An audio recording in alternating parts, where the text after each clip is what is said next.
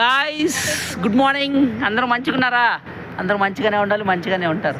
Guys వెనక మీరు చూస్తున్నారు కదా సాయిదీప్. సో అతనికి బైక్ మీద వెళ్తున్నప్పుడు ఒక చిన్న ఇన్సిడెంట్ జరిగిందంట. సో అతను నన్ను అడిగినాడు ఇన్సిడెంట్ గురించి. అప్పుడు నేను ఏం చెప్పినానంటే తనకి ఒక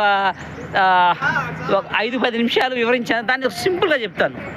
నాకు ఆ జరిగిన సిచ్యువేషన్లో ఒక చిన్న కొటేషన్ గుర్తుకొస్తుంది. ఏమిటంటే మరి when we are going in the world, we should be so innocent like doves. At the same time, we should be so clever like as the snakes. Okay, it means పాముల వలె వివేకులను పావురముల వలె నిష్కపటులై ఉండాలి. అంటే inside in our heart always మన హృదయం ఎలా ఉండాలంటే చాలా పవిత్రంగా కపటం లేకుండా ఉండాలి.